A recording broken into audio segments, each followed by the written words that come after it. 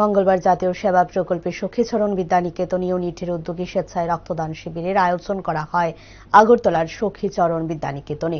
সেখানে উপস্থিত ছিলেন আগরতলা পুর নিগমের মেয়র দীপক মজুমদার, এলাকার কর্পোরেটর রত্না দত্ত সহ স্কুলের শিক্ষক শিক্ষিকা এবং ছাত্রছাত্রীরা।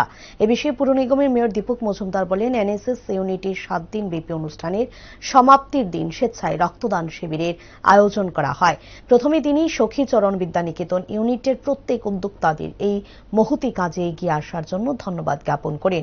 ছাত্রছাত্রীদের পড়াশোনার পাশাপাশি একজন সুনাগরিক মানুষ ও সমাজের কাজে নিজেকে কিভাবে নিয়োজিত করা যায় সেই দিক দিয়ে বিকাশ লাভ করাই হচ্ছে এনএসএস এর মূল লক্ষ্য।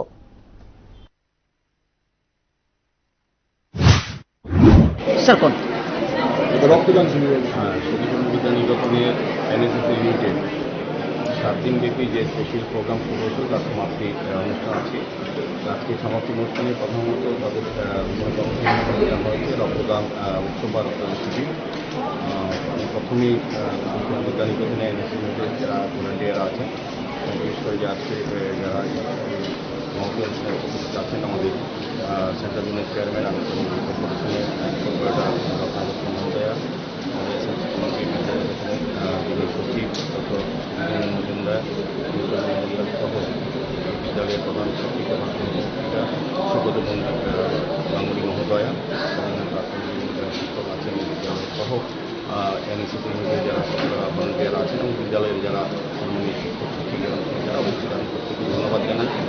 এনএসএস এর বিভিন্ন প্রোগ্রামে আমি সেটা কিন্তু আগে অনেকবার এসেছি।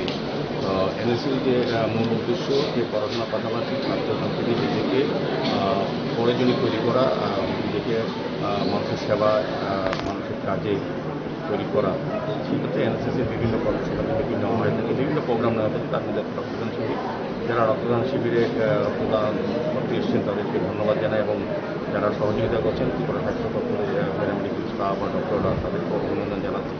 আমার আশা থাকবে এনএসএর যে প্রোগ্রামগুলি হচ্ছে সাথে বিভিন্ন বিদ্যালয়ে হচ্ছে, মহাবিদ্যালয় হচ্ছে, সেগুলি থেকে ছাত্রছাত্রীরা তার নিজেকে তৈরি করার জন্য আগামী দিনে তারা রাষ্ট্র পরিচালনা সমাজ গঠনে তারা যে ভূমিকা গ্রহণ করবে, তার থেকে তারা এই প্রশিক্ষণ শিবিরে বা এই শিবিরে যে সকল কর্মসূচি নিয়ে আলোচনা হয়েছে বা হবে, সেগুলো তারা আগামী ক্ষেত্রে তাদের জীবনের ক্ষেত্রে আমি বলবো যে প্রতিপত্তি বিদ্যার পাশাপাশি নিজেকে মানুষেও তৈরি করার ক্ষেত্রে এটা একটা বিশেষ ভূমিকা গ্রহণ করবে। আমি এই ক্যাম্পের সার্বিক সফলতা কামনা করছি।